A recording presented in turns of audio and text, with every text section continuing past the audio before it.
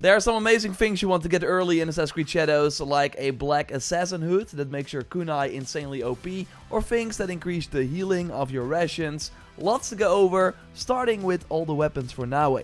You of course start with your katana, but you can actually already get all the other weapon types for Naue very early on by simply going to a gear vendor, like the one over here on the map. If you buy a random Kusarigama or Tento, they will also start dropping from gear chests and enemies, so you can immediately use your full arsenal of weapons instead of having to wait for them to drop first. But you can also get an amazing legendary Tento already, and then I really mean one of the best weapons in the game, like this one is insane. It's called the Egan Sunset and slows down time on an escape strike, which is a powerful Tento skill that you can do by holding the light or heavy attack button and then pressing the dodge button without any direction. So the tactic is to first do a leap strike and then immediately follow up with the escape strike. Now you deal quite some damage and you are gone before the enemy knows it. And you already see it, but thanks to the slow time effect, they also have no time to react. Like, what would normally happen is that enemies hold their weapon to block the leap strike, so they cannot really perform the combo, but now they really have no time to do that. So, such a fun playstyle for one of my favorite weapon types in the game. You can get it very easily from a legendary chest over here on the map. There are some enemies, take care of them, and then claim the loot. Another legendary chest that is worth getting is over here on the map, guarded by some enemies, but still easy to get. This gives you 15% damage per non-legendary gear that you have equipped, which early is probably not a lot. So totally worth getting, but also great is this trinket because it gives you 10% damage per unused ability slot, and you will of course also not have unlocked these all early in the game. So you can get up to 30% extra damage, as it doesn't seem to count for unused slots for your offhand weapon. Another reason you want to get this is because you need to complete a coven for that, and this also gives you a knowledge point. And a knowledge rank 2 is really the most important thing you want to go after early on, to get that before mentioned escape strike for the Tento dagger, but also to get the assassination upgrade in the assassin tree, because this lets you instantly assassinate enemies with 3 segments instead of 2. So they can instantly take out the samurai daisho in all the military castles that you will encounter early on. That can also give you some legendary items. Here you see some knowledge point locations that you can go to early in the game to get the required knowledge points to easily go to rank 2, so then a lot of content will be much easier early in the game. Like always, when you see these orange activities, complete them immediately. They only cost a few minutes of your time, and you will need these knowledge points even into the end game, because then a special mastery system unlocks where you can get passive bonuses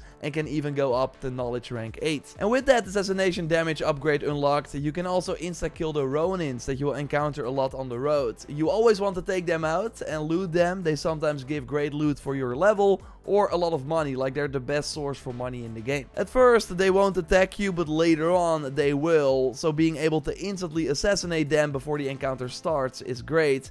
Oh, and with knowledge rank 2, you can also unlock the double assassinate with the Tento, which of course very cool, and upgrade your kunai so you remove 1 additional health segment on an unaware target. We want to get that up to 3, and I will tell you how to do that in a moment. First I want to touch on other amazing unlocks, and of course if you like the video so far, leave a like, that would really help me out, and subscribe for way more spoiler-free Shadows content like this. You of course also unlock your hideout very early on, and it's crucial that you get the right upgrades here as soon as possible. You have to build the Kakure that unlocks the safe house in the open world, that are very handy, but you can also upgrade your stable, probably immediately. You want to do that because then the stockpiles in restricted areas only require 1 scout instead of 2. So you can mark more to get more hideout resources at the end of a season. The study is great as well, because this gives you access to more scouts, so you can get more of these stockpiles every season. Like, that's an important gameplay loop at the start of the game. Make sure you use all your scouts on these stockpiles, so you can quickly get a lot of hideout resources to upgrade and build all the buildings. Because if you don't use the scouts and then the season ends, you basically waste them, because then instead they will bring these things to your chest in your hideout, but early in the game you want to get those hideout resources instead. And it's totally safe to sometimes spend money to get scouts back at the safe house to make this process go a bit faster.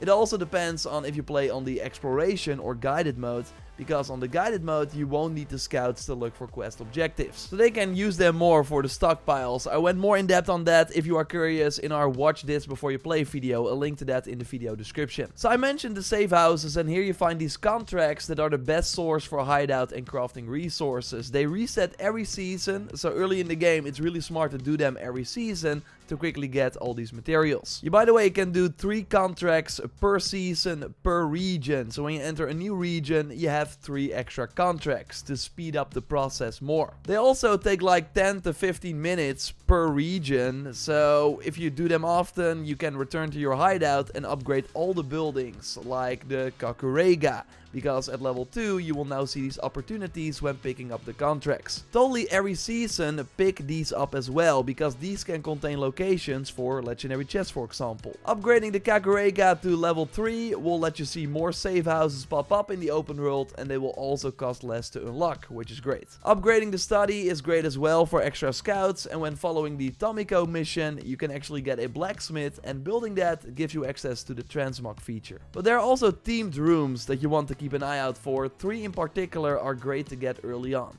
From the side mission Tea Boils of Rikyu that become available after doing some main missions in Act 1. So it's in Kyoto, and for this you simply have to go to 2 ornament vendors like the one over here on the map and over here on the map. Then return to the quest giver and he will already give you the tea room. I heard people say that you can also just bring 1 item and then get the tea room. I did 2 and got it. But now you can build it to get 20% extra ration efficiency. To improve your rations even further, go over here on the map in Sakai and pick up the side mission, the Iron Hand Guild. I think this one appears after Act 1 of the main story. Just keep checking until it shows up.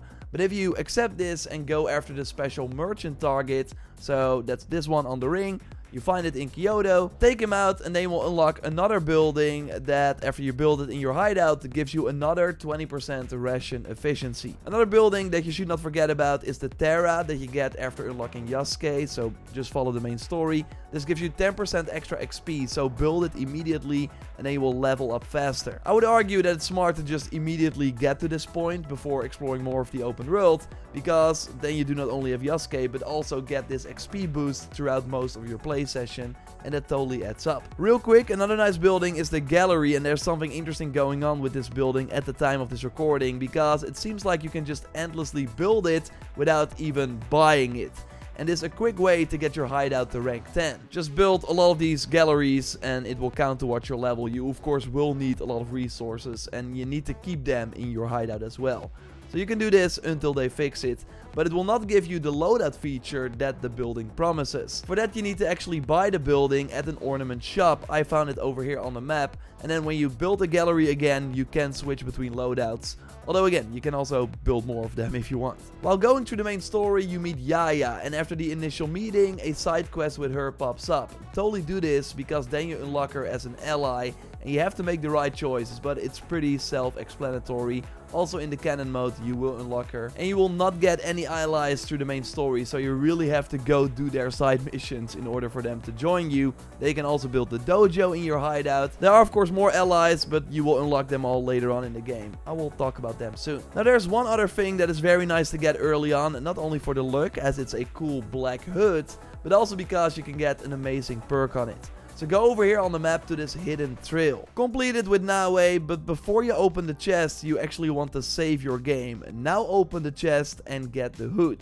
You will see a perk on it, but if you reload that save and open the chest again, you get the same hood, but actually with a different perk. And you can do this endlessly, and you want to get the perk that says +1 health segment removed on assassinations with the kunai. I got it once on my first save, but now after trying this tactic it took 7 tries or so. But it really doesn't take long to get the 7 tries because you just save before the chest and can immediately open it. And I think it's worth it because with this perk and the first skill from the kunai unlocked, you can kill enemies with 3 health segments, and there will be many enemy types that never go above the 3 health segments. Like the Ronins, that you can then insta-kill with a kunai, which is very satisfying. And of course, while throwing kunai, make sure that you walk over the enemy to get them back, so you can keep using them. And yes, you see me rock the full black assassin outfit. Want to know how to get that? Then totally check our best armor sets video that you can get early by clicking on the screen. Just subscribe, of course, to not miss any of the Shadows content. we're just getting started. A like on the video would really help me out, and I will speak to you very soon. Goodbye.